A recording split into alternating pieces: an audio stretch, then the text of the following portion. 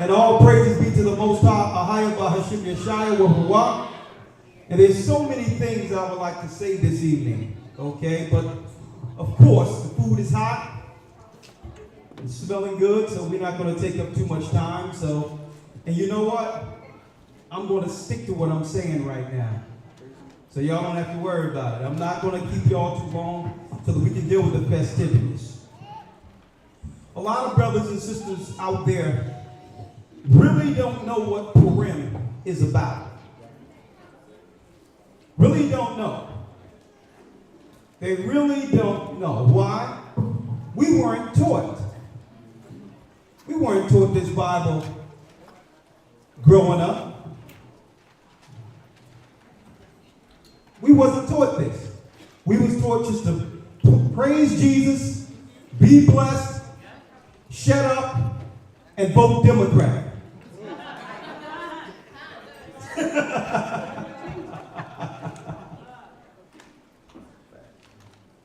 But, of course, a lot of brothers and sisters are coming to the knowledge of the truth. And the greatest gift the Most High could have given me is to see the works he has done within this church. To see brothers and sisters with the knowledge of the Most High, not just reading the Bible, but applying it and walking with the Most High in their lives. And to know that I just have a small piece of that is all the gift I need. Even though I don't say much, when I come through here sometimes and walk through, I watch, I listen. I see those children. I see them play. I watch how they interact like family, like we used to do on the block. And above all, I see healthy children because their parents are aware of the eugenics and the destruction of our people. Healthy, strong children. That's all the gift I need. But for you brothers and sisters out there that are on the outside of this celebration, let me tell you what PURIM is. PURIM is a high holy day given to us by the God of Israel. Now, it's a little less, let me pull it back, it's a little less than a high holy day. It's more so a memorial. A memorial is something that the Most High said, never forget. It's what we should have remembered while forgetting Christmas.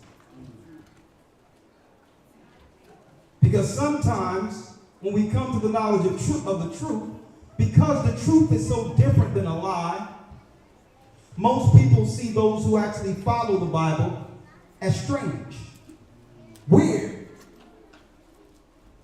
And if we're not careful, the pressures of the world will have us view ourselves like they view us. But we're different, we're special. That's the gift. I never felt a certain way being seen as the outcast or as the guy that always tried to do something different. I never felt any certain type of way. Growing up and reading a book and all the cats running around pumping weights and all that, saying this dude, he's square, he this, he's that. And you know what? I never felt any type of way because I knew something was different. And I know a lot of you out there experienced the same thing. The Most High always had a special gift in this earth, which is his people. I'm going to tell you this right now. Never be ashamed. Never be ashamed cleaving to the knowledge that the Most High bestowed upon us as a gift. Never be ashamed. It wasn't until I got of age that I realized why I had to experience some of the I would say, situations growing up, opposed to how I viewed how everyone else grew up. I got older and realized that, you know, the Most High said, you know what? I didn't allow you to do some of those things because I chose you. You are a gift. You're not of this world. And I'm going to touch on that real quick. For those of you that are on the outside or looking at this on YouTube or whatever, I hope today you would open up your minds, your hearts to understand the importance of this talk this evening. Listen to me clearly. PURIM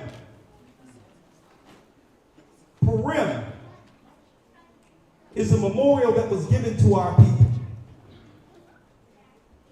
A lot of y'all know this out there. Y'all know it in here. That all we wanted to do as a people was to serve our God. And under the Persian Empire, there was a king.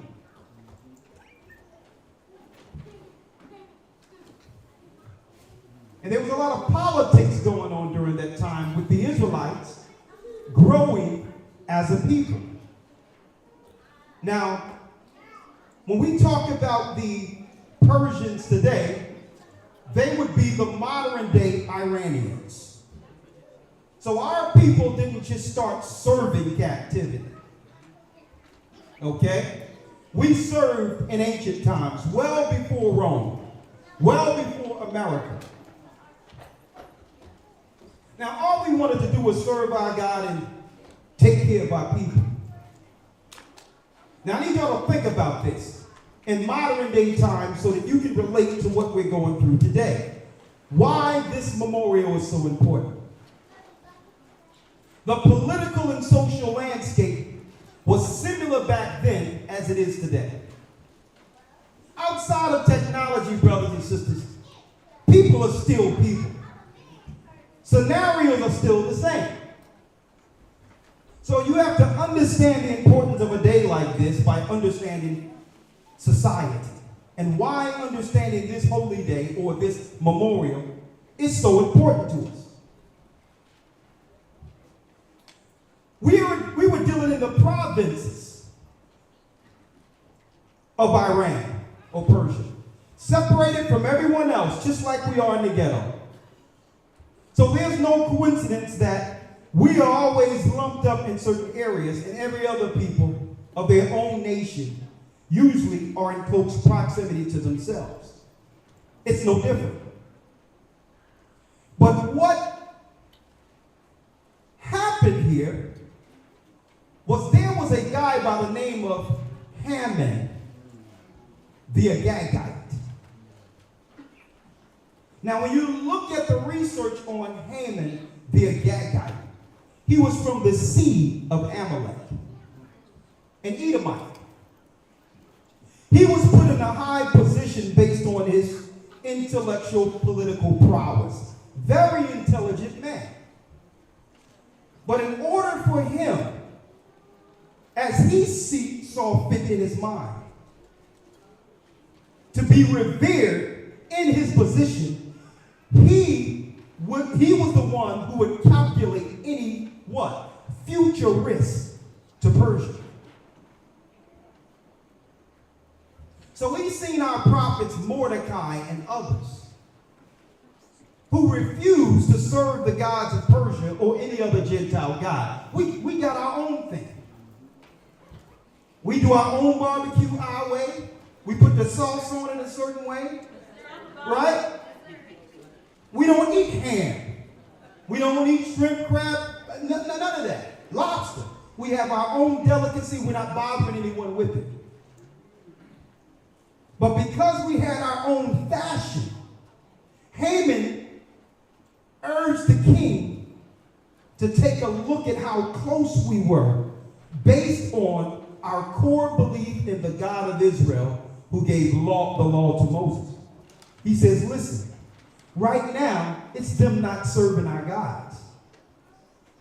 But keep in mind, if we allow them to keep on with those cookouts and come together and grow and multiply and become great, what happened in Egypt could happen here.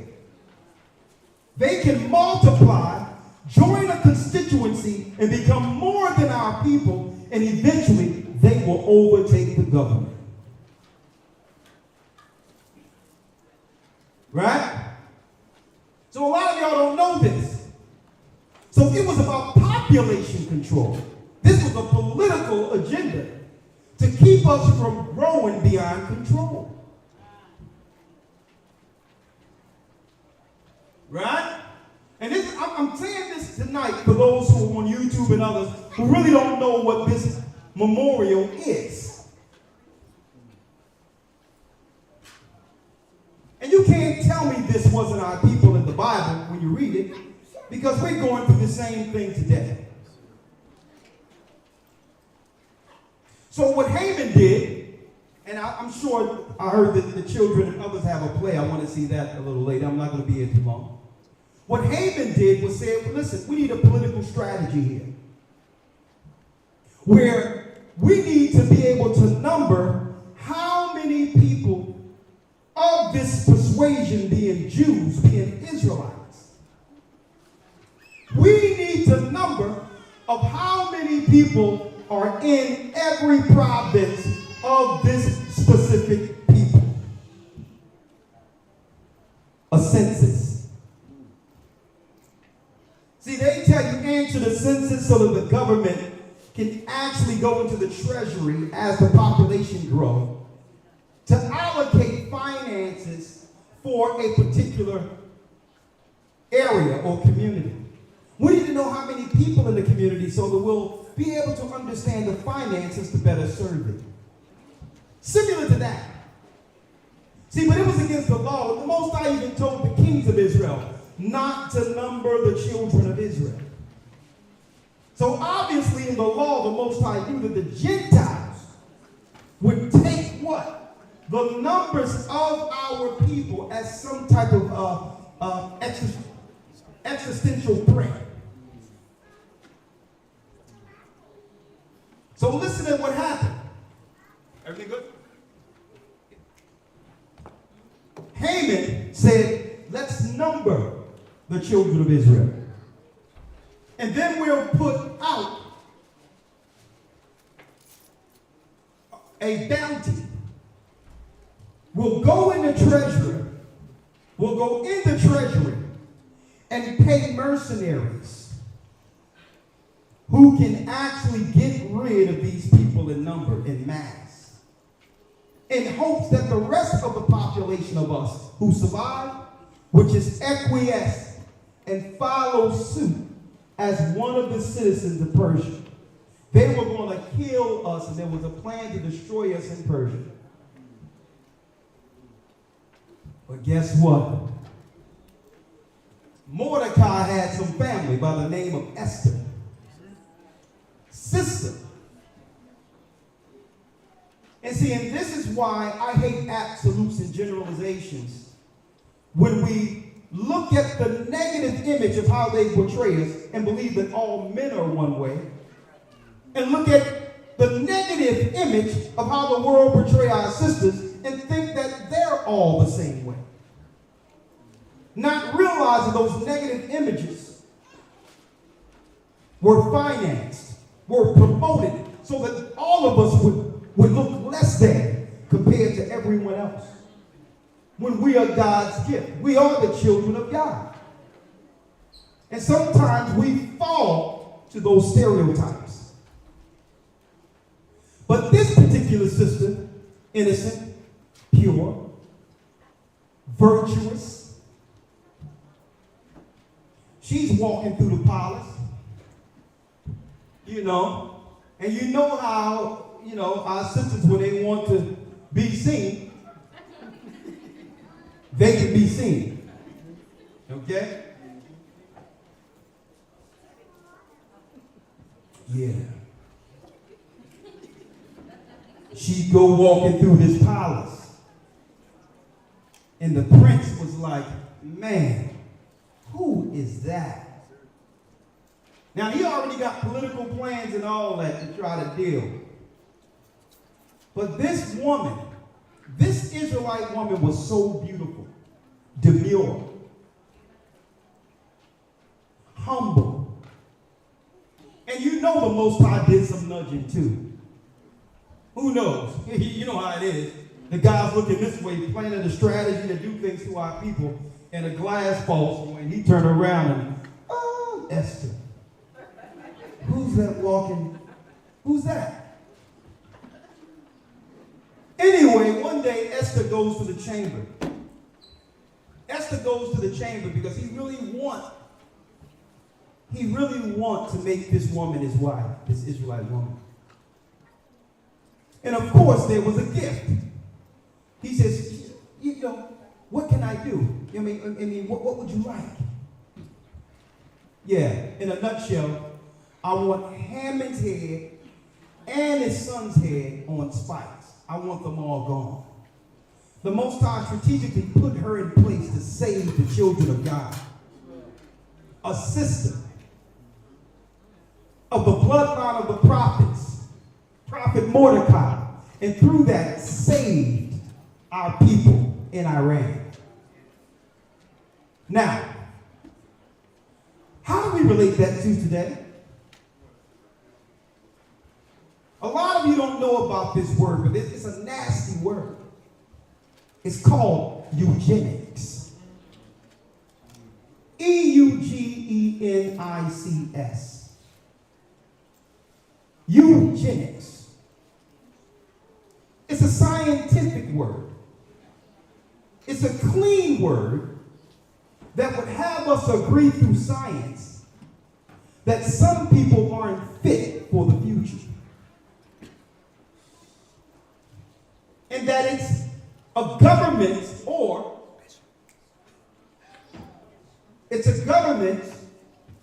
a society's responsibility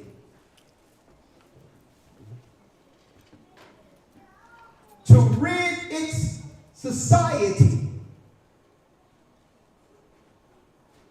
of the weak. The weak within their society must be rid of in order for, as they claim, to go to the next stage of evolution. It so happens that the people on the bottom, when it comes to these programs of getting rid of people, always suffer exponentially more than any other race of people. So when they roll out a campaign, at the end of the day, who suffers most? The poor. Because the poor cannot afford to get out of harm's way. So what's more strategic? What this empire has done, it has taken what Egypt couldn't get right and what Persia almost got right and perfected it. That's what we're living under today. And I thank the Most High that when we went through this so-called campaign that they're now telling you they're going to let up now, when it first started in 2020, I told you all to do what? I told you all to do what? Hold the line. Don't listen to what they're telling you. If you fall for any of it, you'll fall for all of it. And eventually, a large number of us will be gone. And through the Spirit of the Most High, a lot of you took heed and are here to celebrate PURIM. And I need y'all to understand that.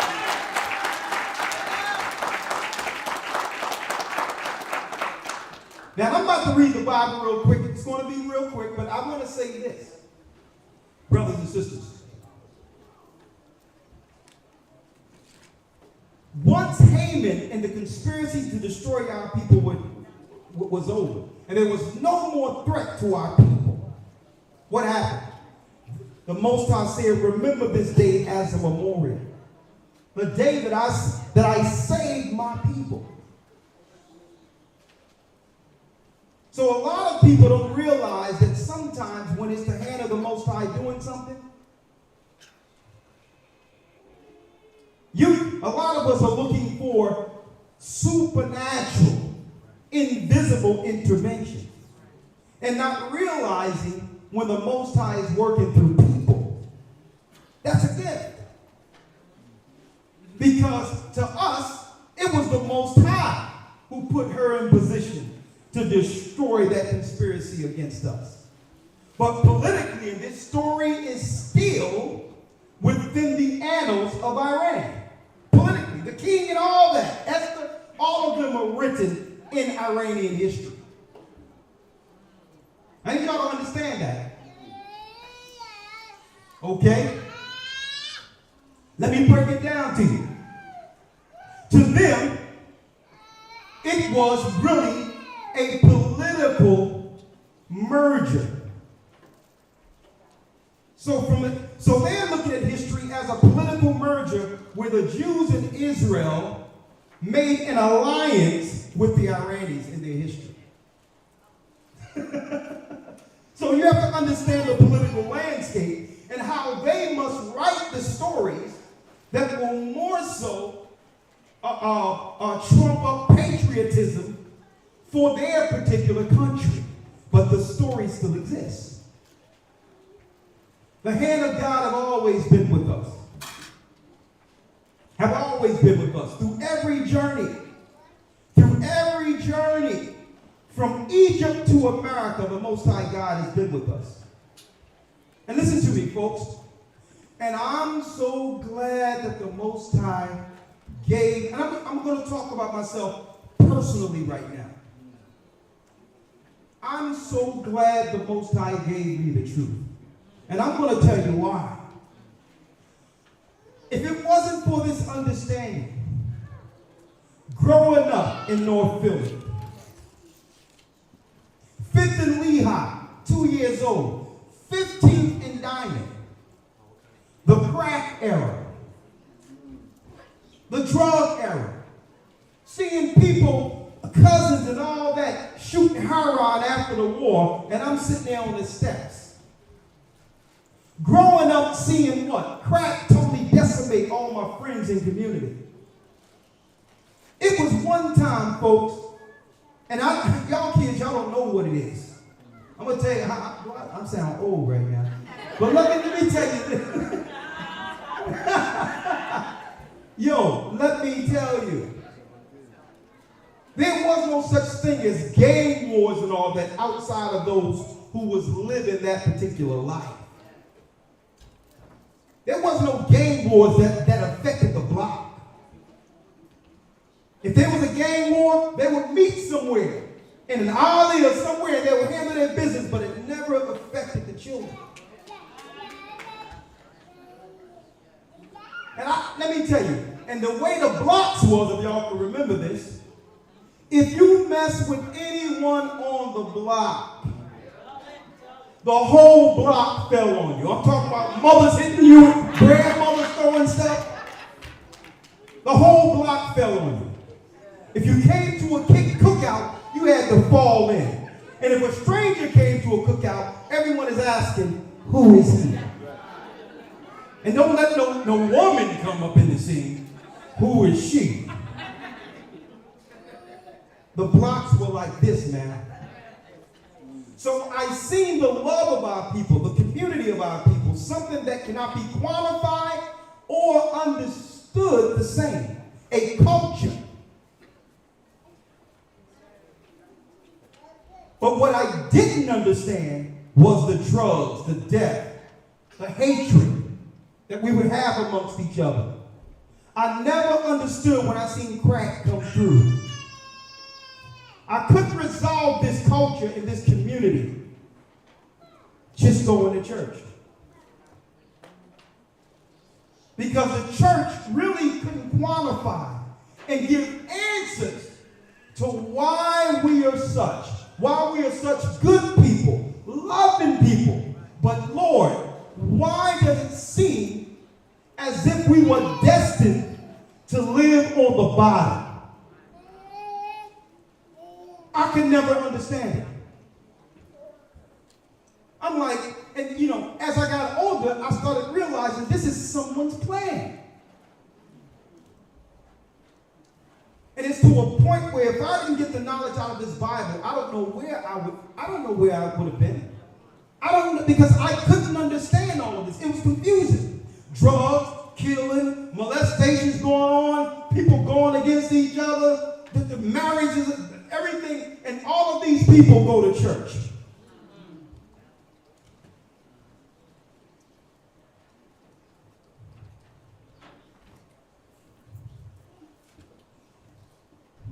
I I couldn't understand it. I couldn't understand it. But now, I understand that even though they have a plan and conspiracy that always destroy us as a people, the Most High had a greater plan. Because through all this chaos and confusion, the Most High had us meet all of our brothers and sisters we lost right here in America. The Mexicans, the Bolivianos, the Puerto Ricans, blacks, Haitians, Jamaicans, North American Indians, Hawaiians, men, Colombians. The Most High had a plan because he said a remnant. You're going to meet your people again. And once I found out I was an Israelite, it all made sense. Now I can look at eugenics and see that big word and not have that word scare me. Oh, that's a big word. You must go to college to understand that. No. Eugenics is a systematic way of getting rid of a people, like they tried to do with us. That's all. And how do we combat these plans against us? No. I will not serve your God, just like Mordecai, just like Esther. I will not serve your God. I'll wait on mine. No. Now let me tell you this. Because brothers and sisters, I'm no different. I'm no different than any of you. Listen to what I'm telling you. I'm no different than any of you. But if I'm going to talk about this today, knowing that we gave gifts to celebrate the Most High healing us and protecting us from the enemy. I realize that now that the Most High has given me the information of why things are so and what's going to happen according to this word, that I have to take this life as his gift and do with this life what he intended and make a mark with a purpose. Or I'm no different than the world and the community I was confused about as a child.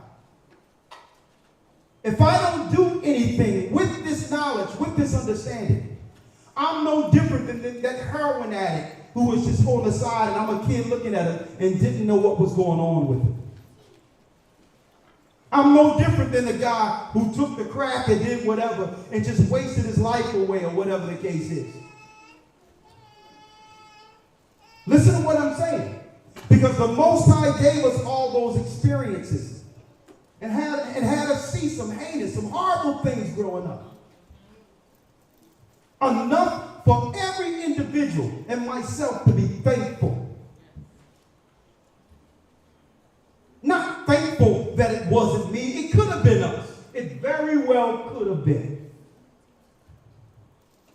But thankful that I have a purpose and a gift. A gift that I cannot waste. Brothers and sisters, we only get one life. And if we're not going to live that life according to the word, we're dead. We're dead. So speaking of that gift today, only a few scriptures. Thanking the Most High for what he's done based on prophecy.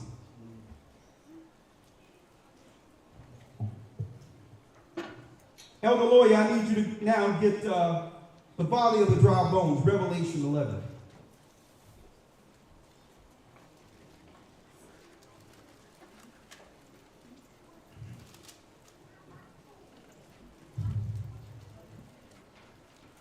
Revelation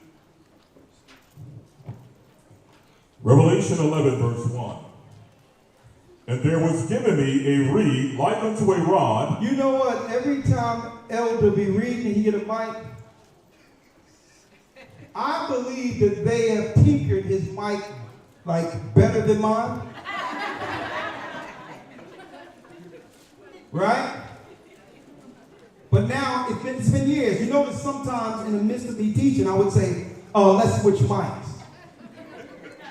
Y'all recognize that? But now I understand. It's his voice. He come in with the voice of many waters, and I had me looking at my mic like, it's not the mic, folks. Tonight I realized it's not the microphone. Right? You know, I don't know why I said that, but because the first thing came to my mind was, they do this to me every time.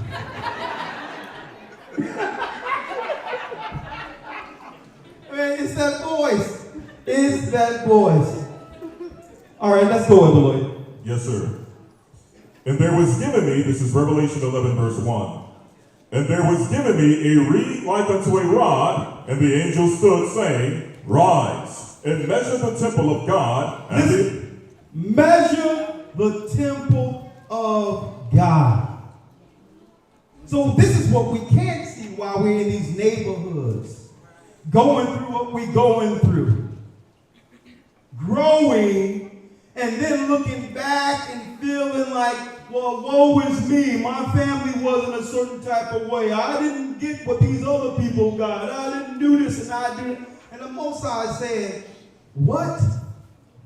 Rise, and measure the temple of God and the altar and them that worship therein. Listen, while we're going through life, the Most High have angels coming through, measuring us and moving us out of the way. And because we're dealing so much in the negative, it seems like we view everything from the negative first without seeing the blessings.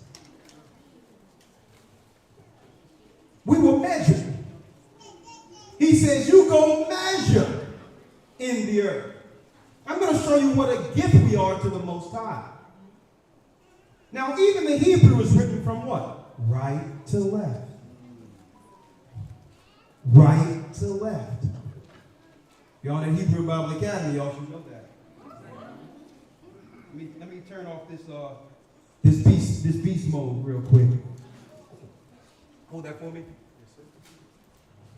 So with the Most High always had it from the beginning that we would always view everything from the positive first, from right to left. You see it from the positive side. And then the negative don't look that bad. But they switched it up. They have you go from left to right when you read. Even in your brains, left to right. And we always examine our life based on and make choices based on the negative first. And the negative clouds us from seeing the plan the Most High has for us at the end of it. Now, I'm no different than you all. The only difference between me and other people who don't know what it feels to be on this side, one day I said, excuse my French, hell with this. I'm jumping all the way over. I'm not going to stay in the middle no more. This confusion, either the Most High got me all the way over here, or I'm not going to make it anyway because I did believe. I jumped all the way over. I stopped making excuses. I stopped looking at things from the negative. Because the negative brings a barrier that have you stay home one day, don't want to do nothing, because all you see is a brick wall looking through negative first. Not viewing you how God sees you. And it's a shame. It's a waste. come all the way over and understand the value of being able to see. What were we chosen for? Going back to Esther. Esther had a moment that she could have done anything in that moment. Well, I'm safe. I'm about to marry the king. I'm okay as long as I'm all right. My uncle was going to be okay. If she'd have looked at things from the negative, she'd have said, some of these people don't like me anyway. They were jealous of me anyway. But she was chosen and understood that that moment was a monumental moment for her people and chose to do right and sacrifice for others. That's what you call being measured and used. So the Most High, for everyone in this room, he sent forth an angel and said, measure. Some of you was working at a nursing home. Some of you was in the military. Some was in the police. Some of you was school teachers. Some of you was working construction. Some of you weren't working at all. And we're here. We're here. And the Most High says, where two or more gathered, he's in the midst. This is a gift.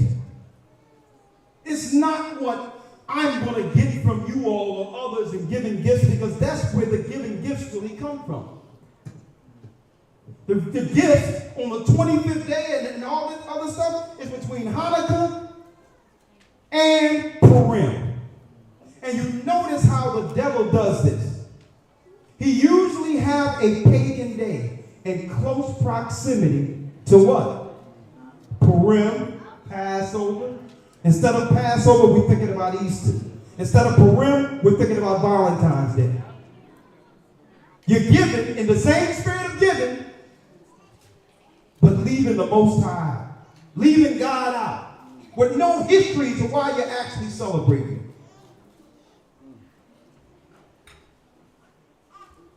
And they do that on purpose because they know on these holy days, gates are open.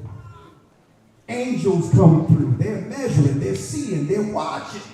And you'll sit there, happy Valentine, a heart and all that. And the story about Valentine, this dude was a psychopath.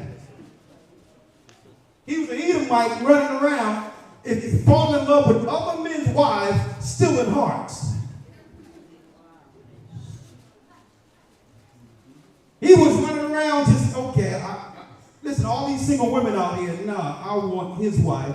So you know what I'm going to do? I'm about to deal with you, and I'm going to bring your heart to your wife. You're going to really love me then. There's a sickness that's going on while they're overshadowing Purim. They're using Valentine's to overshadow the gift when the Most High saved our people. But let's get right to it. Come on, Elder Lloyd. I know we got food back there. Yes, sir. Revelation 11, verse 2. But the court which is without the temple leave out, and measure it not. For it is given unto the Gentiles, and the holy city shall they tread underfoot 42 months. So it tells us that for 42 months, that our people will be treaded of the Gentiles. That 42 months break down to a time, and a divided time. In a nutshell, from the birth of Christ in the height of the Roman Empire until his second coming. So for all of this time since Christ was born, up until now, we've been treaded underfoot by the Gentiles. By the Gentiles. It's to a degree where I don't know anybody that go to church more so than our people. And I love doing it, but the other night, I'm online breaking down the dietary law to a grown person, grown woman, who had this Bible in front of her in church all of her life, just like me. And we don't even know, and it's no respect because I'm just showing you how little we've been taught by the Gentiles. We don't even know what God wants us to eat.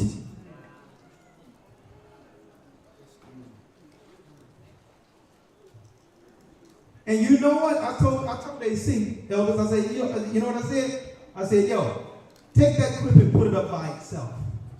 Let's shake the hornet's nest. And every Gentile and others came out of the woodwork. And one Gentile sent a message, you don't know Paul's writings and you dealing with the Old Testament, da-da-da-da. And it was a Gentile guy. He seemed like a nice Gentile, white guy. So I sent him a private message. And the message went like this. Why did God give his people clean food to eat? Then he said, well, I don't know. Then I sent another message. Check this message out. Sometimes I have fun with it.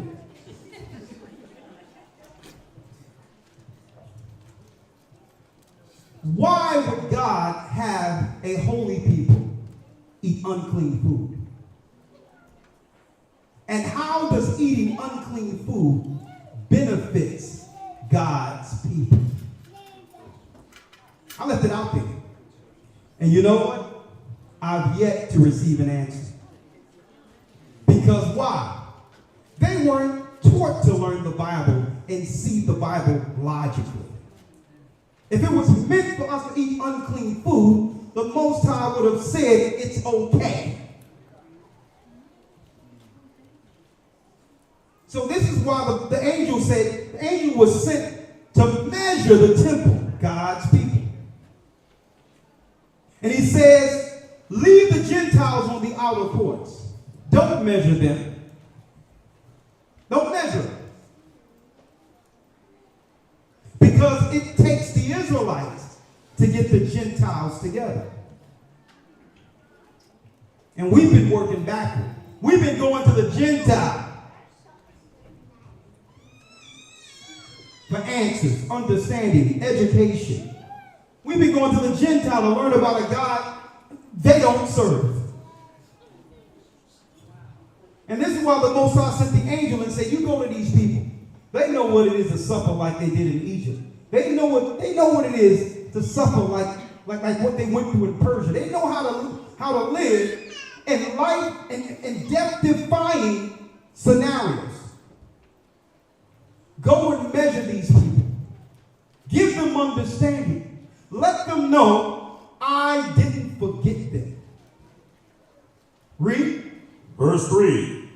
And I will give power unto my 2 witnesses, and they shall prophesy 1,260 days, clothed in sackcloth. That prophecy in sackcloth is the 12 tribes of Israel suffering under the hands of who? The Gentiles.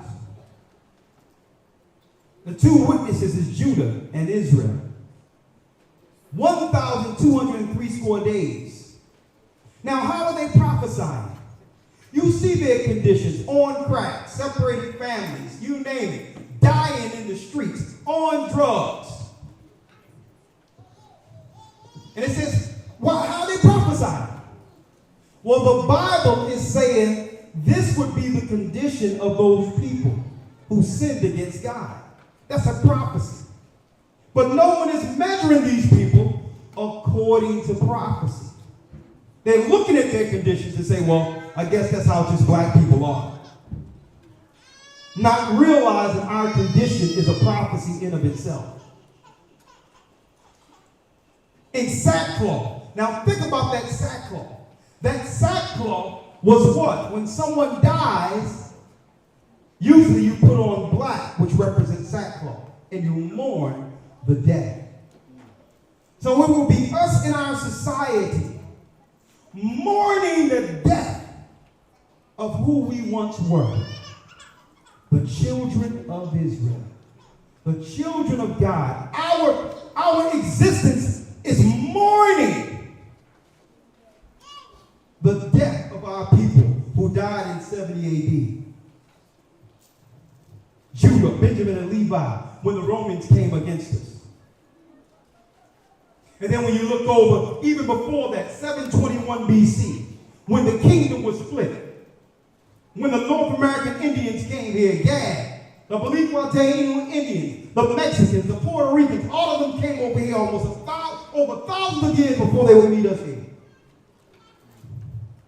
And the angels started going through and saying, measure them. They're in sackcloth. They're mourning their forefathers. They're mourning their land. They're longing to know about me. So he sent the angel to measure them. Are you going to fall victim to the sackcloth, or are you going to stand up and get our people out of the grave? See? Finish reading. Verse 4.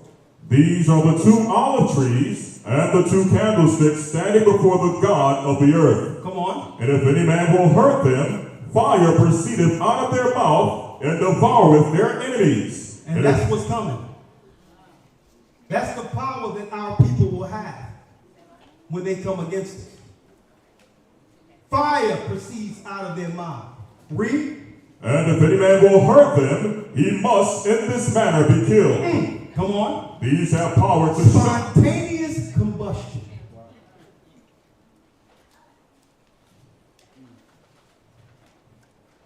See, and this is why I don't fear a little cold or whatever they're talking about. And I hear people all the time, well, I don't know, they require a test, and they require this, and I don't know how I'm going to be able to do this. And I'm looking at them, I'm like, you know what? You have no idea of the God that made you. And you talk about a little test or a little jab or a little, I'm like, I wish you can see what we see. Above all, I wish you can look in the mirror and see what God sees in you. I was on the phone with a brother the other day. And he was giving me all this and talking about the jobs and all that. I'm like, yeah, brother. And then I was in the car. This was Thursday. It was Thursday or Wednesday. I think it was Wednesday. You know, sometimes they call me on my phone and I answer. He talking about the job. I'm like, yeah, brother, what jobs you worked at? You know what I mean? You concerned about losing this job. Oh, yeah, well, I'm not going to put you out there, brother, so I'm going to not say where you work. All right? Yeah, I did this and I was making some money there. Da, da, da, da, da. And I said, what company did you work for? He told me the company. Then I asked him, that's interesting, a job. How much money did you make for that company? You were hired to make that company how much money? Because he was talking about a job. And I said, well, who owned the company? So you worked all that time, which is fine, to only build someone else's legacy, and now you're concerned about not being able to build someone else's legacy? I'm like, a job at one time was only temporal enough so that we can build our own. It was just a head start. It was one time we never thought about staying on some job until we get a pen. You know, a pen in a Target card.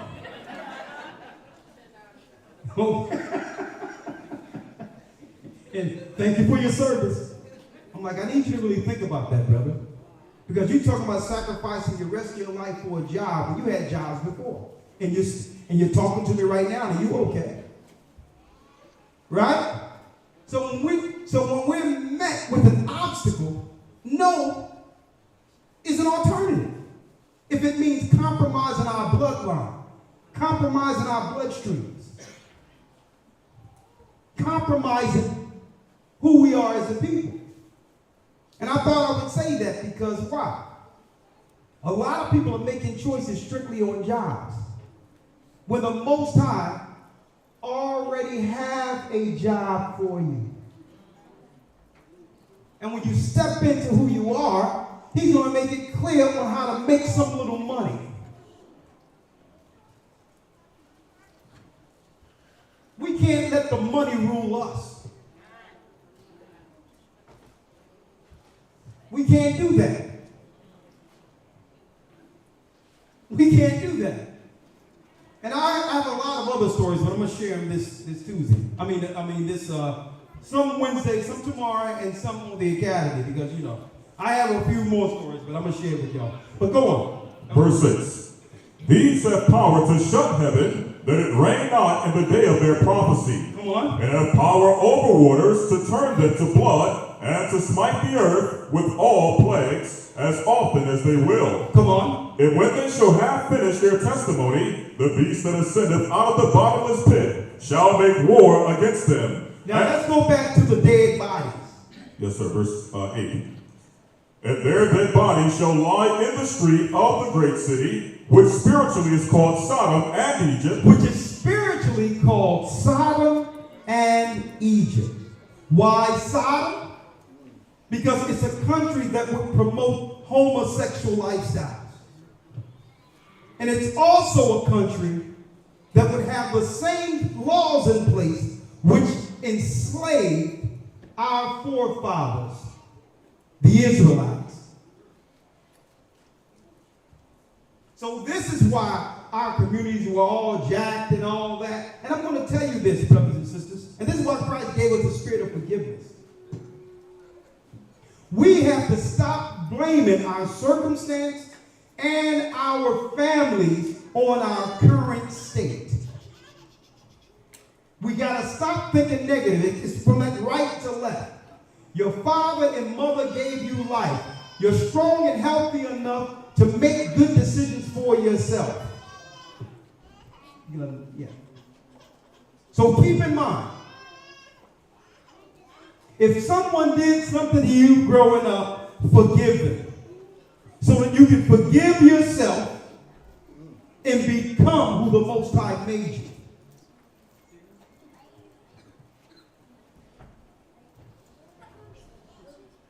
Okay, what happens if you're driving in your car? What happens when you drive and you're going about 55 or 60?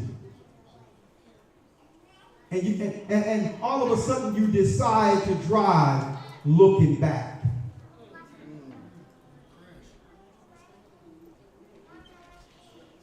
See? All that, well, this is what happened to me in the past. And the Most High is saying, I'm standing before you now. I'm giving you the answers to why you are in the condition in sackcloth you were. Your condition prophesied that you must be the people. Me giving you the gift of your nation, your purpose, isn't enough. Why look backward and harp on the sins of your father when there's a kingdom in front of you?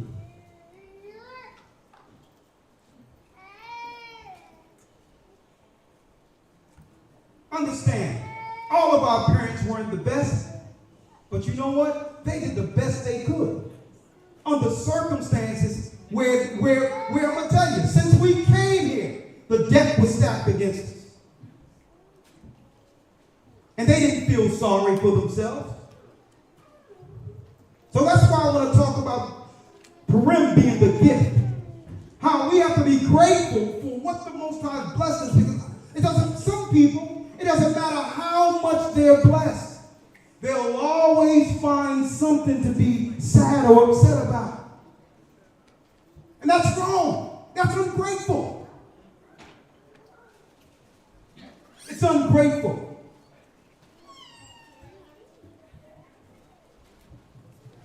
Let's finish reading. Yes, sir. Revelation 11, verse 8. And their dead bodies shall lie in the street of the great city, which spiritually is called Sodom and Egypt. Now let's break down. Come on, read it. Where also our Lord was crucified. Where also our Lord was crucified. Now that can be confusing to some people, where it says our Lord was crucified. Hold up. Christ wasn't in America, was he? Christ wasn't in South America where our people were getting killed. What is it talking about where Christ was crucified? It tells us in the epistles, cursed be the man that hangeth from a tree. And Christ became a curse for us. So the curse is hanging from a tree. like they hung him on the crucifix. So when it says where he was crucified, it actually highlights the hangings that happened to Judah here in America. That was them crucifying Christ over and over and over and over again. And they were telling us the whole time, don't you know why we're hanging you from trees? This is what we did to your Savior. The Savior who will one day judge us. And if we keep you vibrant, strong, spiritual, together, you were born to judge our evil ways. So the hanging from a tree was symbolic to how they hung our Lord and Savior. That's what it means. Sodom and Gomorrah and the place Christ was crucified. Because Judah was crucified here in America and still is getting crucified. The dead bodies. Who are the dead bodies? Ezekiel 37, other way. I only got 2 more scriptures.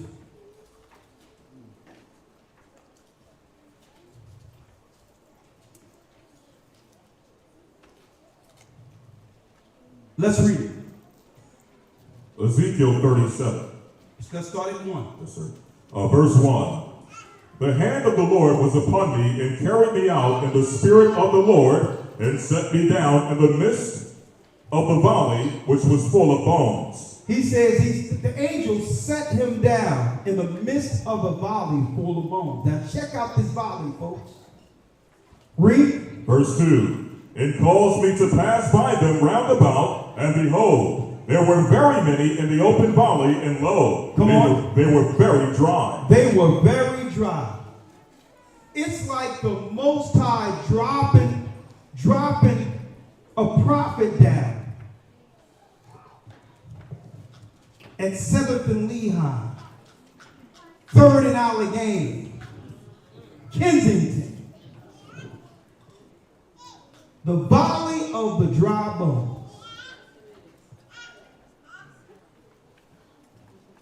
That's not living at all. Zombie land.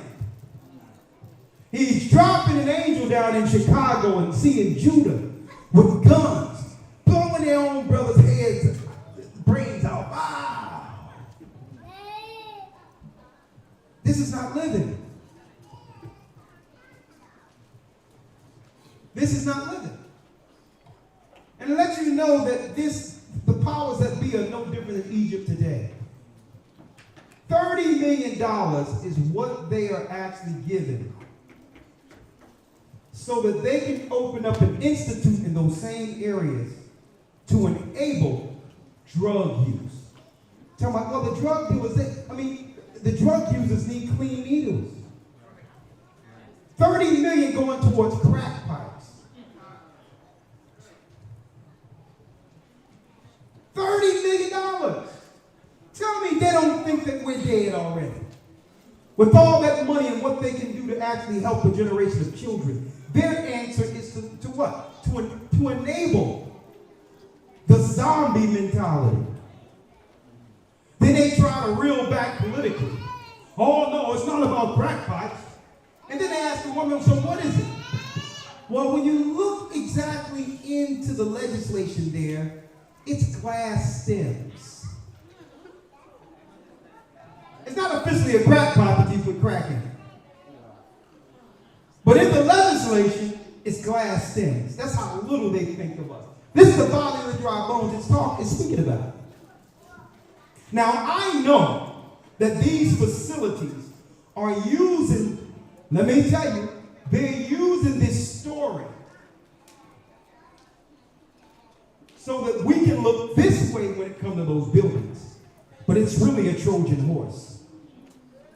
They're putting it out there that these buildings are for this. But really those buildings are going to be used, I'm going to tell you right now, for military. But they need an excuse to have that operation in the midst of the city. I'm going to tell you this right now. It's really for law enforcement. Because what they're going to say is, oh yeah, well, we didn't foresee having a place with all these people doing crack and meth and all that. We didn't foresee all the crime happening here. So now we must use a facility for this. And it's going to become the Trojan horse. And guess what, folks? They set up those facilities right across the street from a what? Junior high school. Strategically. Volley the dry bones. Read on it, Lord.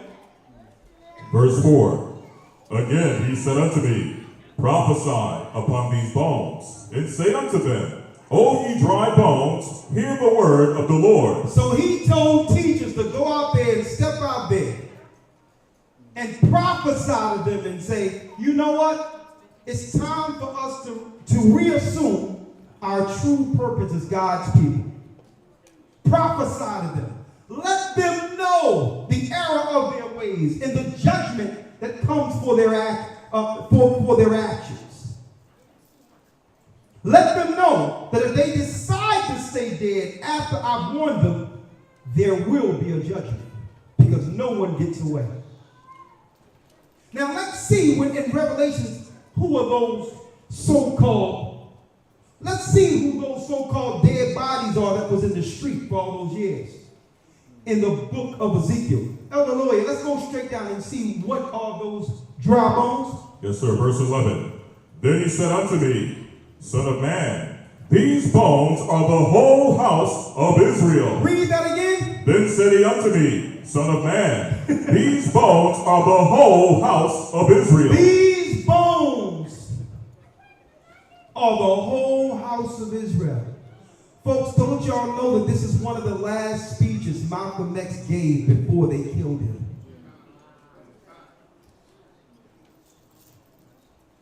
He wasn't talking about Islam, folks. What do you think was going on when he named himself Shabazz and started doing all that? You know who was teaching in New York the same time the Nation of Islam was getting funded? Israelites. So you think he didn't know? One of his greatest speeches before passing was to tell us that we are from the valley of the dry bones, that we are the dry bones in Ezekiel.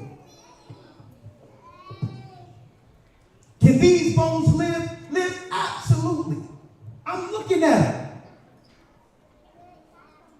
I would love to see in my people what my God see in my people. And that's the whole deal. That's why it doesn't matter. The forgiveness is there. Even if I'm done wrong.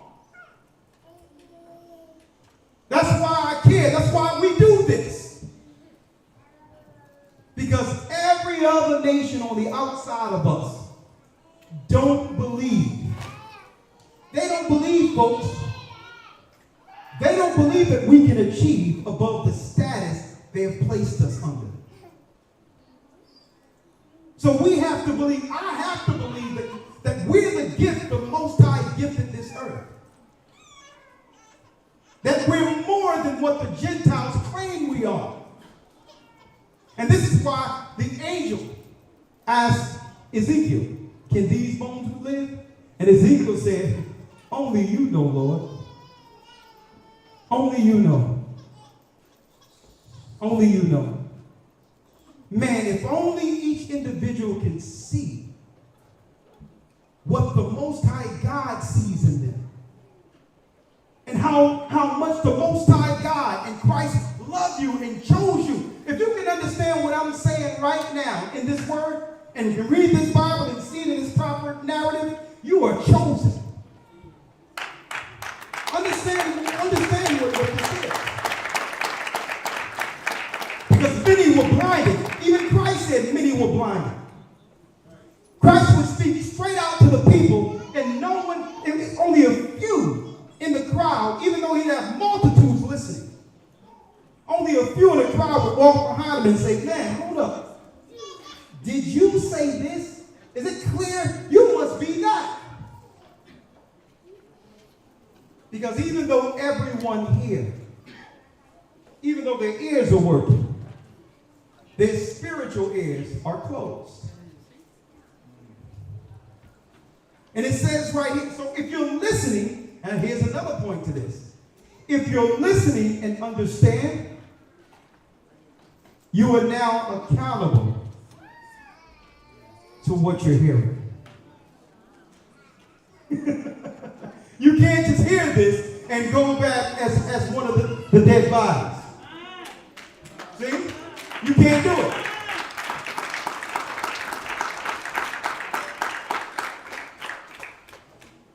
And those dead bodies are what?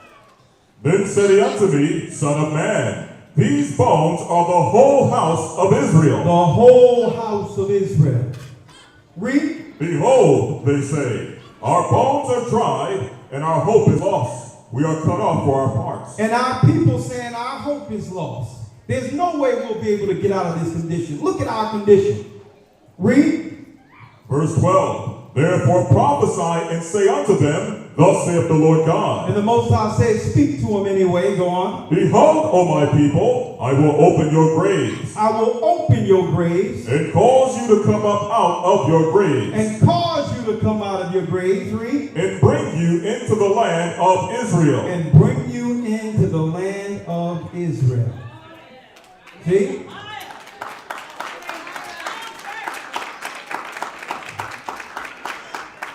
This is not a UN policy.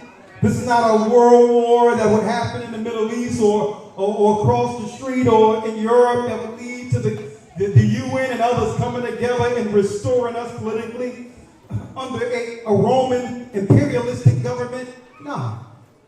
This is going to happen, and this is why they're ramping up. This is why they're ramping up their eugenics campaigns in our neighborhoods.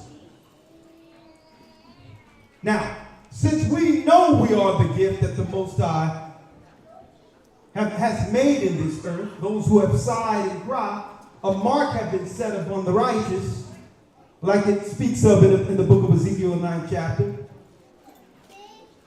What are we required to do now? Let's go to Romans 12. Let's read it.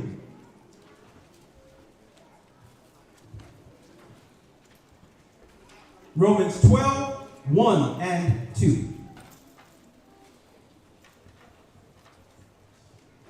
Romans 12 and 1. Read. I beseech you therefore, brethren, by the mercies of God, that you present your bodies a living sacrifice. That you do what? Present your bodies a living sacrifice. Now check out what present your bodies a living sacrifice means.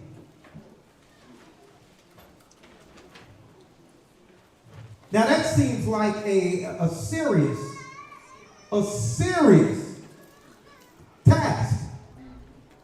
And what we overwhelm ourselves by looking at what the disciples done and what Christ did and say, no, that's too much. But what we're seeing is the end of their ministry. We're looking at the end of their work. But before that, steps are taken that leads to greatness.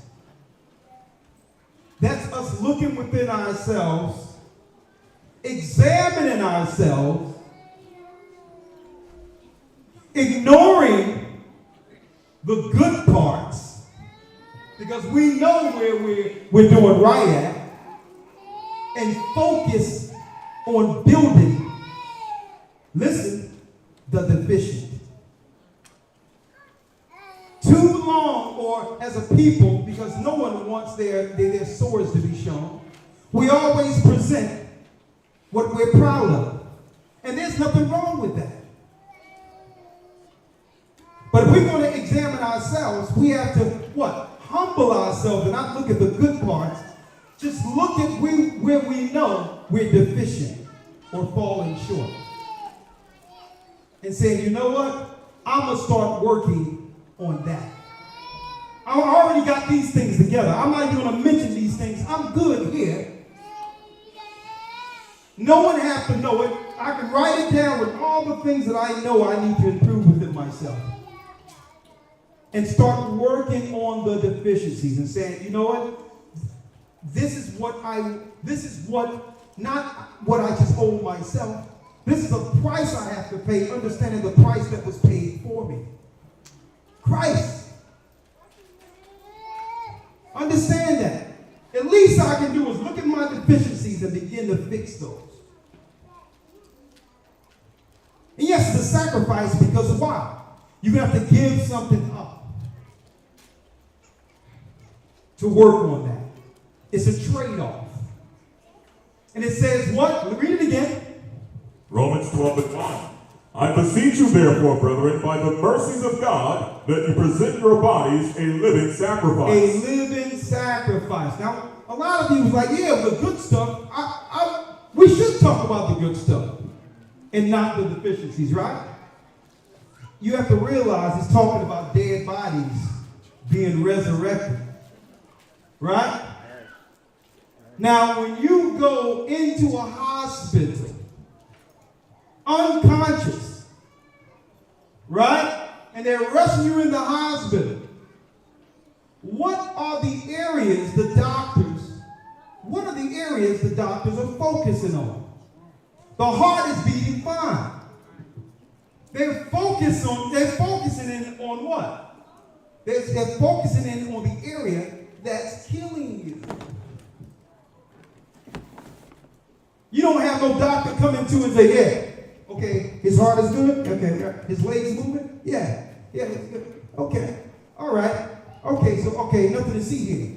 But doc, he just got stabbed and he's bleeding out. You got to stitch him up. But his heart is fine. His brain works. He said hello to me. He's waving to me. No, you have to stitch him up. So what they do is they focus on the deficient first. See? And so what we're looking at is Christ and the Most High performing an operation on us, even from baptism. That we now are looking at the areas that need to be stitched up. The areas that we know we are deficient or ashamed of. And saying, you know what? I need to confront this man or this spirit that I'm afraid of. And I'm going to tell you, once you overcome that and fix the imperfections, you're going to find what success is. Success is something that people see at the end of things in dollars. But no, if you talk to anyone that have ever had any level of success, they're going to tell you about the stages where they had nothing at all. How they were able to conquer themselves. How they were able to become obedient and couldn't do what others did. Knowing that there was a higher purpose. It seems like we only see success on the end of it and not the sacrifice side of it. And that's what it means. Your soul delivered. Bring yourself as a sacrifice. There's stages in that. It's looking at your life and saying, you know what? If I'm going to make a mark with this understanding, I'm going to need to start working on my deficiencies so that when the Most High put me forth, I am what? Outright an ambassador for his kingdom. Doesn't matter. If I pick up a mic and sing, if I teach, if I'm around my boys, if I'm around the girls, I'm an ambassador. Everyone is going to know there's something different about you. Become a gift. And that's what Esther's gift was. The greatest gift she could have out of all of this was seeing her people spared. She could have asked for anything. And she asked the Most High. And the Most High put her in position to save her people. But it doesn't happen immediately where God, he's in front of you and now he's made it, he's up, he's spoken and doing all. No, it doesn't work that way. It's the sacrifice part. The part that no one is looking at. That no one can understand the stages that makes one worthy as an ambassador.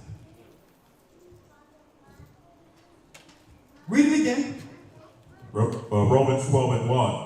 I beseech you therefore, brethren, by the mercies of God, that ye present your bodies a living sacrifice. Come on. Holy, acceptable unto God. Holy and acceptable to God. See? Like, you know what? I'm going to make myself worthy of being called a son of the Most High, or a daughter of the Most High. Dad, I'm going to make you proud. I'm going to make you proud, Dad. All this chaos and wickedness and evil going down with your people, understandably so. No, I'm going to become an ambassador. I'm going to represent you because no one's represented. And folks, I'm going to tell you, myself and others, we were doing this when it wasn't a fad to be an Israelite. A lot of people are jumping on it now because what? Kendrick Lamar said, or others said. We went through the rough edges when, guess what? Everybody thought we were crazy. I know y'all are thinking, Elder, they still think we're crazy.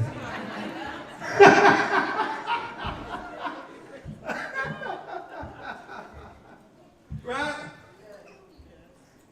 Living sacrifice. Last but not least, Elder Lawyer, just read Hammond's conspiracy, what the Edomite planned to do against us, and then I'll turn it over. This is what we had to deal with. The people relaxing, chilling, doing our own thing, not bothering nobody, while the government plans to just utterly eradicate and depopulate or destroy us. Oh yeah, did I tell you? Oh yes, this is the great PURIM gift. Yes, oh yeah. A Gathering 144 has 100,000 subscribers.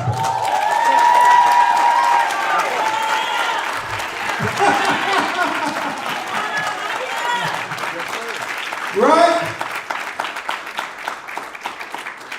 Lord, I'm going to have to be very careful concerning what I say. You think I've been biting my tongue? I got stars and everything on my lips. Everything I wanted to say. Ricardo don't speak like he used to. He bite, man, listen. It's something bigger than just what I want to say. There's a lot of people we must deliver and get to in a short amount of time. And if we keep that side up, now at 100,000, watch this. And we have some plans. All right? I mean, I think, did I already tell y'all about the land we're looking into? Is there anything about that? Okay.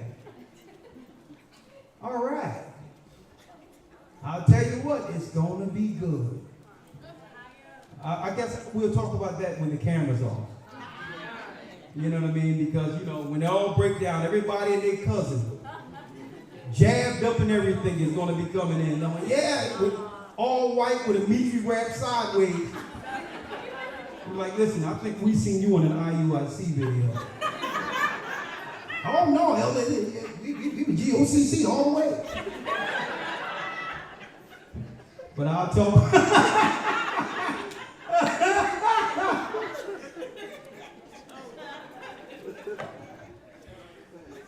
You know, so I'll talk about that a little when the camera's off. But let's go into this. Esther, let's go in. Let's go. I just want to go into the conspiracy of this Edomite who had a plan to actually get rid of our people. So, you know, it's sort of like a Biden plan. You know what I mean? 30 million to help the underprivileged with glass stems. You know those black folk. You know, yeah. There's one. He has one video where he's talking about, yeah, I learned about roaches. I learned about roaches.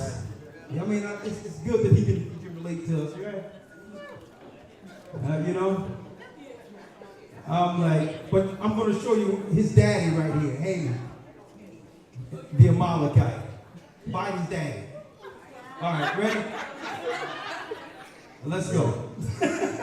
This is the book of Esther, chapter 3, verse 1. Yeah. After these things, the king Ahasuerus promoted Haman, the son of Hammedatha, the Agagite, and advanced him, and set his seat above all the princes that were with him. And all the king's servants that were in the king's gate bowed and reverenced Haman. For the king had so commanded concerning him. But Mordecai bowed not, nor did reverence him. Nor did Mordecai, our prophet, bow. See? He wasn't a sellout like some of our pastors, preachers, and politicians today. He didn't bow.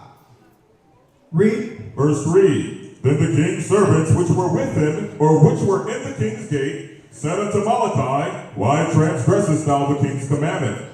Now it came to pass when they spake daily unto him, and he hearkened not unto them, that they told Haman to see whether Mordecai's matters would stand. For he had told them that he was a Jew. And when Haman saw that Mordecai bowed not, nor did him reverence, then was Haman full of wrath. And he thought scorn to lay hands on Mordecai alone. For they had showed him the people of Mordecai, wherefore Haman sought to destroy all the Jews that were throughout all the whole kingdom of Ahasuerus, even the people of Mordecai. Verse 7. In the first month, that is the month Nisan, in the 12th year of King Ahasuerus, they cast Pur, that is the lot, before Haman from day to day. And from month to month, to the 12th month, that is the month Adar. Come on. And Haman said unto the king Ahasuerus, There is a certain people scattered abroad and dispersed among the people in all the provinces of thy kingdom. He's talking about our people. We had ghettos amongst all the provinces, which were who? The Israelites. Judah, Benjamin, Levi, and some of the lost tribes. Read. And their laws are diverse from all people. Their laws are different than ours. Right? They don't eat pork.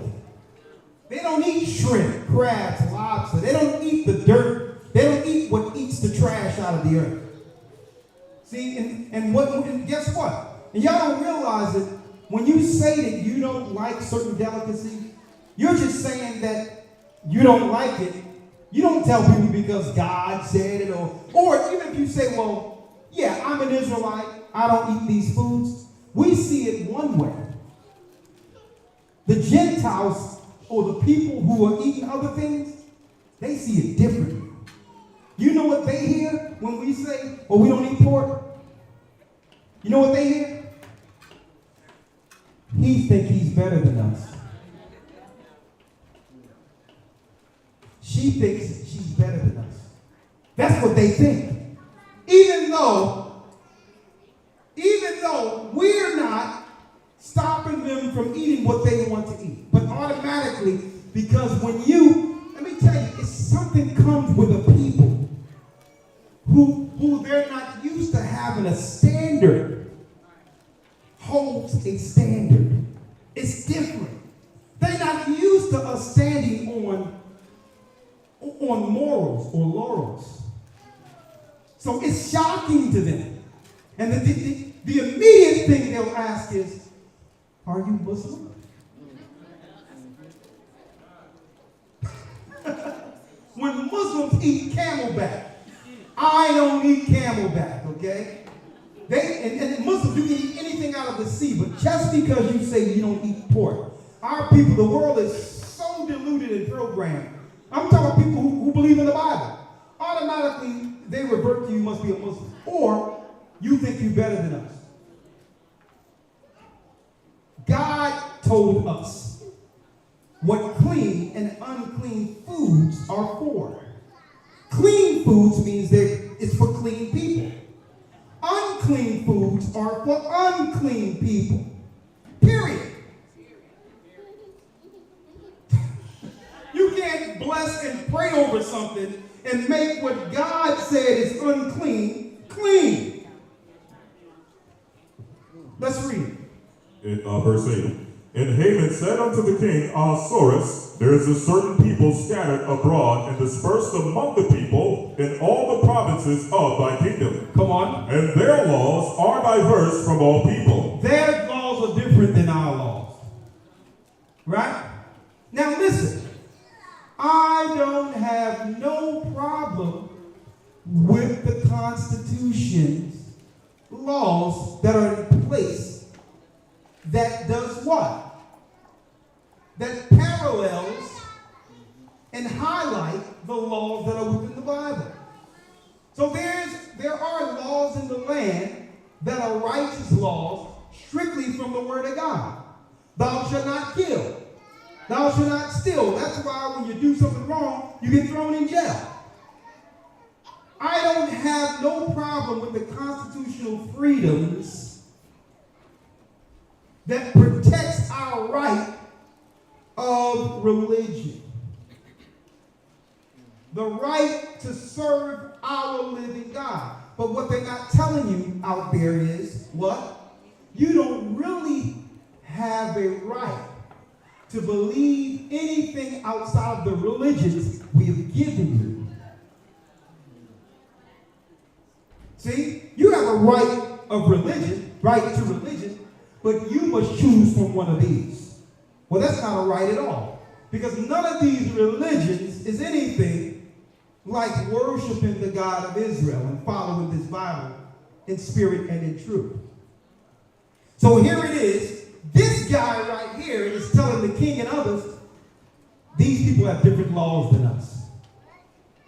Read. Neither keep they the king's laws. Neither they keep they the king's laws. So when someone makes a mandate, automatically you're supposed to believe whatever they say and do it. See? And this guy was trying to urge the king to do what? To segregate us, to attack us.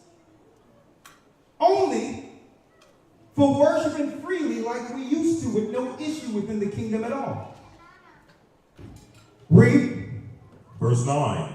If it please the king, let it be written that they may be destroyed, and I will pay 10,000 talents of silver to the hands of those that have the charge of the business, to bring it into the king's treasuries. Come on. And the king took his ring from his hand and gave it unto Haman, the son of Hammedatha, the Agagite, the Jews' enemy. The what? The Jews' enemy. He was the Israelites' enemy. Amalek. Edomite. If you want to know who his sons are, yeah, the Romans became the children of these people we're talking about. Read. Verse 11. And the king said unto Haman, the silver is given to thee, the people also. Do with them as it seemeth good to thee. So he gave what? Treasury to mercenaries to kill off our people. And this is what happens when you see some of this legislation in our neighborhoods. 30 million for crack pipes and drug paraphernalia to actually help the underprivileged use drugs and not die from it. See, this is how they pay the money. I have a video, folks, that I'm going to show this coming Sunday. Wait till y'all see this video. It's a video of what Trump was talking about doing at the same week that they launched the so-called virus. He was outright saying what he was planning to do. It's going to trip y'all out. Huh? You get a brief? Well, here's the brief in a nutshell. This is what he stated, that he's moving towards a national emergency to stop. He stopped cargo ships and all that was in the waters already. And these cargoes was bringing all types of drugs and all that into our neighborhoods. And he had the army to get in place to try to stop them from bringing the drugs over, because it's realized the drugs finances the programs. Okay, you heard of Alabama North and how they were using the crack cocaine money to actually use to fund a war so that they could have money off the books that people couldn't follow, right? So a lot of this drug money is unseen money that's used that's distributed that even the government cannot understand what it is, because they're funding a war separate from the government. It never stopped. Under Adam North, it never stopped. So what Trump was trying to do, he was trying to get in front of things, knowing that a lot of that money pays special interest to the enemies who would actually run against him. Right? For the president or whatever. He was trying to put people in certain places politically. But in order to do that, he had to cut off the money that was against him, the hidden money that you can't track through government. Drugs. So he stopped those ships from actually bordering in, knowing that the ships was coming. Right? On top of that, he had a sting. The next day, he had a report of a sting for human trafficking. And he was connecting all of that together. And all of a sudden, the world got a cold. Sunday. You gotta be there Sunday, son. I got the videos. And I'm like, whoa! I looked at the dates and I'm like, this is crazy. Because if only the world knew what was going on the other side. Because even though we're at the bottom being pressed between the two, there are internal wars politically on either side. They fight against each other too. So I'm going to be going into that this Sunday, son. Oh yeah, but I'll see you tonight anyway, right? Yeah. All right. So Elder. Yes, sir. Let's finish reading the story. Yes, sir. Verse number 12. Then were the king's scribes called on the 13th day of the first month, and there was written according to all that Haman commanded unto the king's lieutenants and to the governors that were over every province, and to the rulers of every people of every province, according to the writing thereof, and to every people after their language, in the name of King Ahasuerus was it written, and sealed with the king's ring. Come on. And the letters were sent by post into all the king's provinces to destroy, to kill, and to cause to perish all Jews. Look at that. A decree financed through government to kill the Israelites. In the Bible. So here it is. Our people march, do all these things here. The highest constituency that keeps the left going. Folks. And our people saying, well, listen, at least help us with schools, better education, less eugenics, allow us to grow without government intrusion, stop the drugs from coming into our neighborhoods, and what are their answer to us?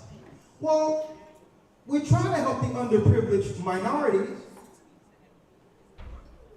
Listen, that's a trick word. Okay? A minority is also, and I don't have nothing against a person, no matter what race you are, but a white woman is a minority. So they will give you these trick words. Well, yeah, the underprivileged minorities, and you don't need reparations. What you do need is $30 million towards some crack pipes, and we can help you out with that.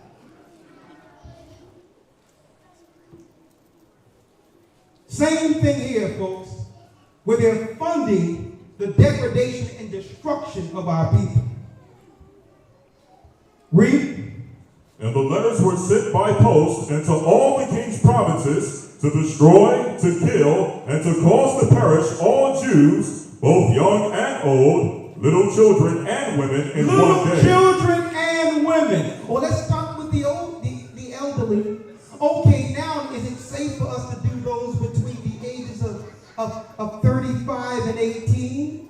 Okay, well, if that's okay, now is it safe for teenagers and those who go to school?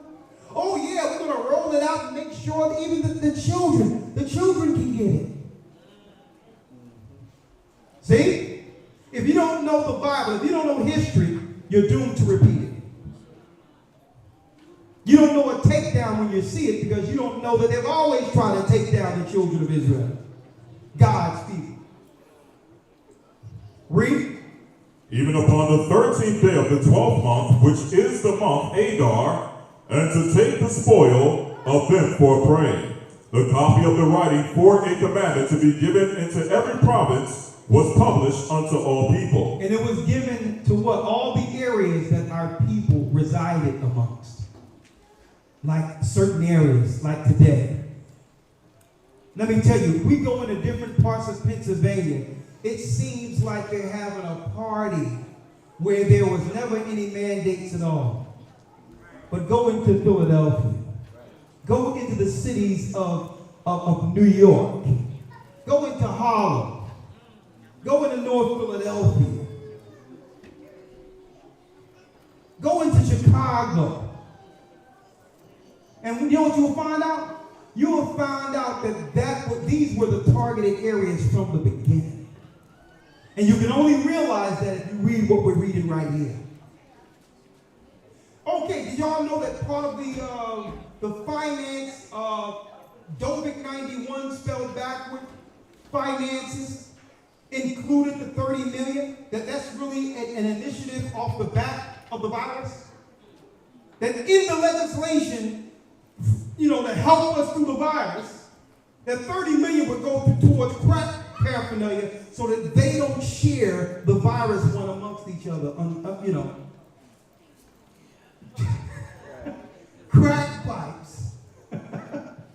Like, listen, we have to stop the spread of the disease, and we're going to do that. We'll show you how we're going to do it. Yo, give me 2 batteries. Yes, sir. I'm going to show you. No, right there, right next to each other. Move. We're going to undo we're going to make sure everyone is safe. So listen, all these shared crack pipes, no. There's one for you and one for me. And we're going to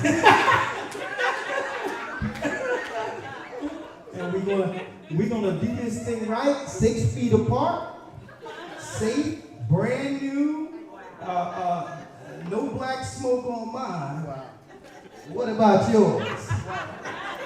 And folks, this is what they're doing, this is what they're saying, is to make us safe under the GOCC 91 virus so that people can smoke crack safely.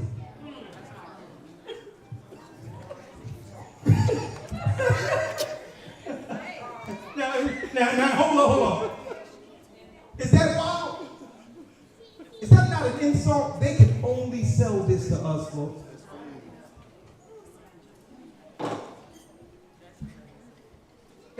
It's an insult.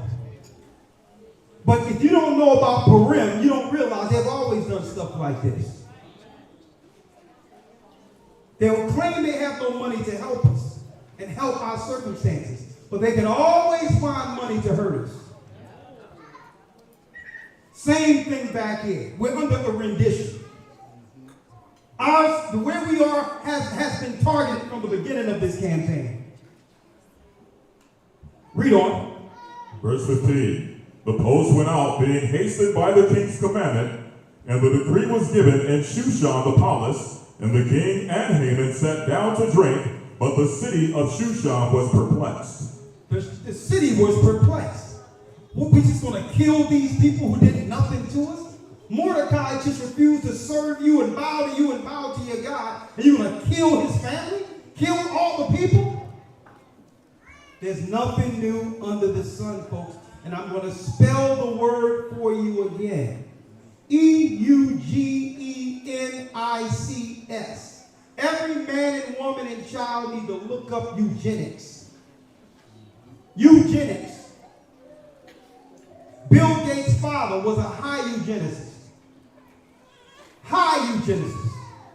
Talking about going into Africa and third world countries to the underprivileged and giving them medicines and all that. Listen, why don't we go into what made these people sick? The same foundations that go in with the answer are behind the sicknesses. Right? And then we have what? Out of that came Margaret Sanger, who came up with Planned Parenthood. Doesn't that sound nice? So that we can plan families together. But strategically,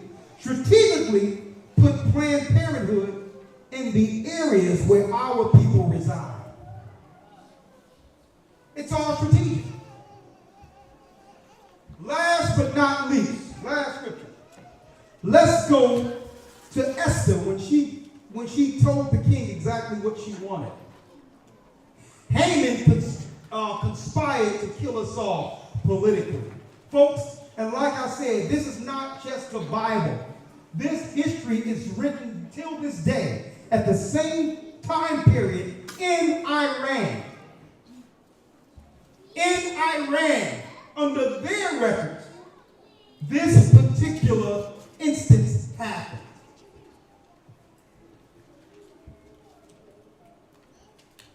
And you know what? I never really thought that Esau or the Agagites and Amalek forgave them for this, Iran. So it's no coincidence that it will be the Iranian war that changes everything in the earth altogether. They were the one country that said, no, we're not going to kill them. We're not going to do it. See, we forgot our history. They didn't forget our history. And let me make it clear. I'm not for Iran either. I'm for the children of God. Let's make that clear. Okay?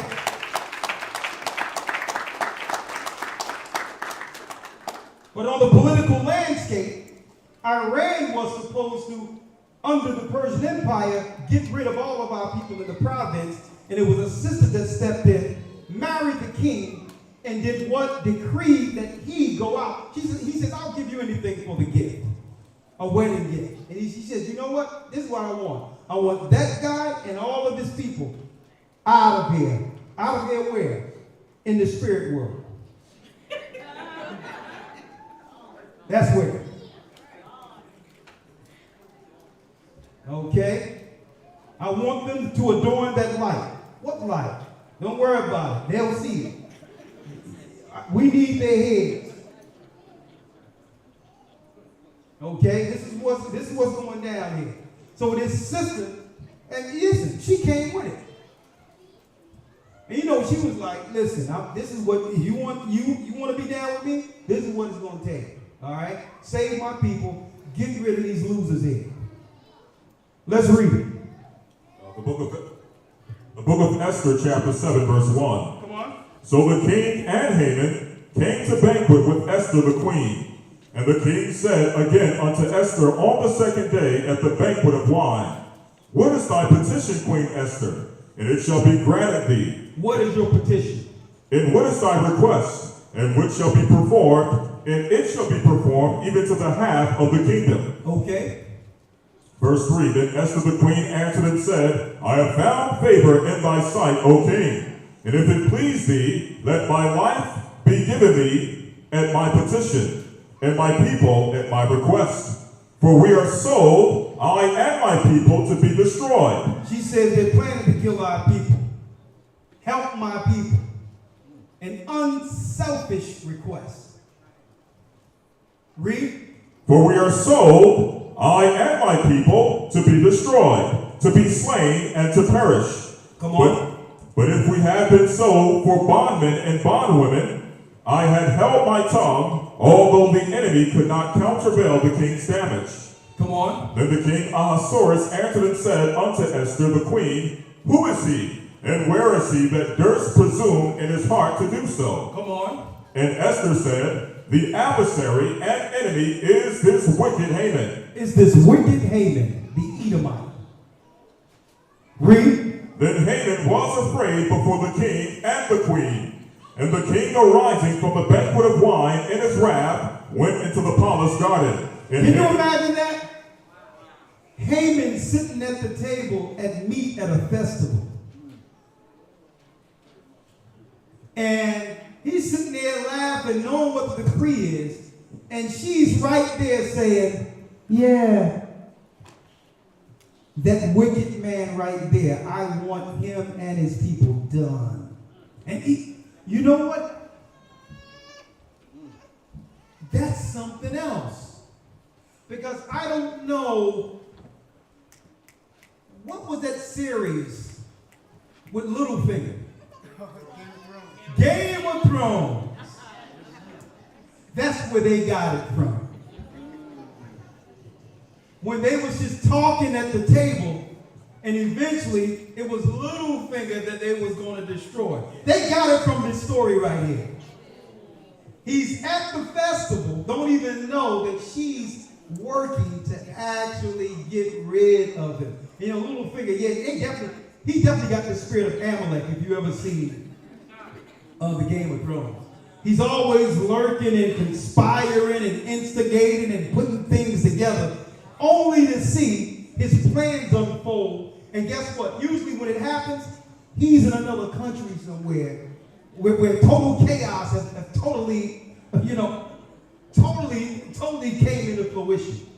And that's, he'll show up 10 or 15 episodes. Sometimes I just see that and like, man, that's the spirit of Amalek. That's the spirit of Amalek. They use our stories on all these things. Come on, read it. Verse 6. And Esther said, the adversary and enemy is this wicked Haman. Is this wicked Haman? Come on. Then Haman was afraid before the king and the queen. And the king, arising from the banquet of wine in his wrath, went into the palace garden. And Haman stood up to make request for his life to Esther the queen. For he saw that there was evil determined against him by the king. Come on. Then the king returned out of the palace garden into the palace of the banquet of wine, and Haman was fallen upon the bed whereon Esther was. Come on. Then said the king, will he force the queen also before me in the house? Is he going to kill me? Read. As the word went out of the king's mouth, they covered Haman's face. And Harbonah, one of the chamberlains, said before the king, behold, also the gallows 50 cubits high, which Haman had made for Mordecai, who had spoken good for the king, come on, standeth in the house of Haman. Then said the king, hang him thereon. Hang him on the gallows. The same hanging that was prepared for Mordecai, the prophets. Hang him and his sons. Read it. Verse 10. So they hanged Haman on the gallows that he had prepared for Mordecai. Then was the king's wrath pacified. Then was the king's wrath pacified. So because of that, this night is possible.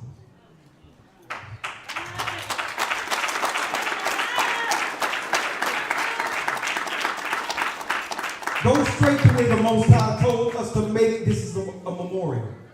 Now, a lot of people ask, well, is it the same as a Sabbath? No, it isn't a Sabbath, but it's a memorial. It's a day of celebration that we do. And for 2 days, if we would like, it's the giving of gifts. This is the day in which the giving of gifts originally came from. Not December 25th, Christmas. Because still, they haven't told any of us, why do we give gifts on December 25th? You can't say because it's Christ's birthday, because Christ wasn't born in December. Right? Nimrod, or the incarnate Talmud, or Mithras. The virgin child Mithras, Tammuz. Nimrod incarnate was born December 25th. And they turned the worship of a Babylonian man, the virgin son of Semiramis, into the new Christian story for Mary and Christ. The whole thing was a lie. This is supposed to be the real day of gift giving. PURIM. See?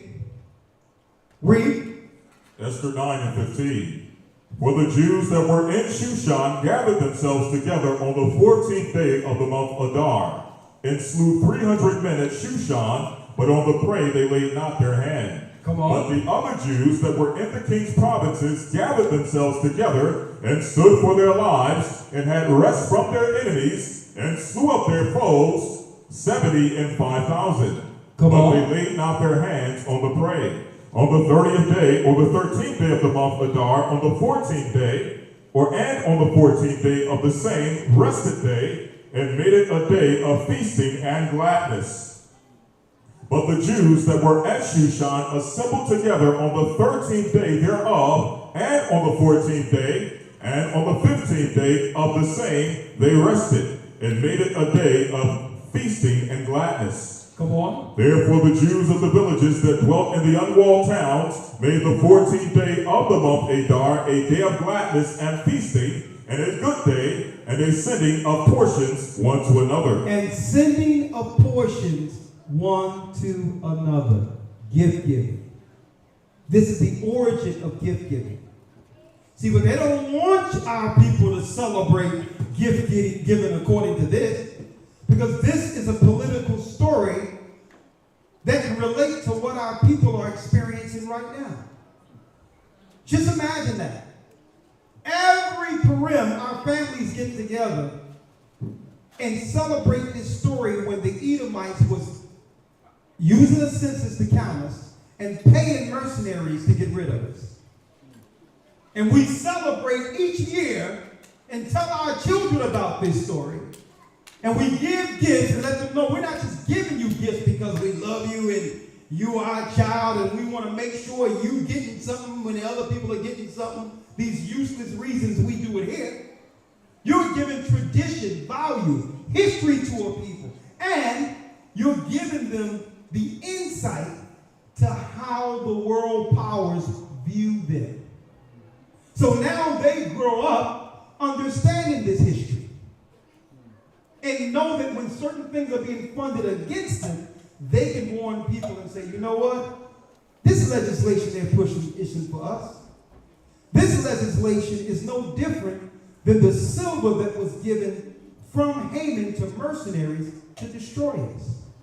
Unless you put the money right in our hands and let us use it for what we want to use it for, it's against us. So that's why brothers and sisters, they don't want us to celebrate PURIM. Because PURIM comes with history. And on top of the history, it comes with what? There's a story showing our sister in honor. Mordecai the prophet, our brother, not bowing to the evil in honor. See? They don't want us to celebrate that because why? With this information and how we're teaching today, we can now reconstruct our image back into the image of God. With that, I'm going to say shalom. May the Most High be with you. Happy PURIM.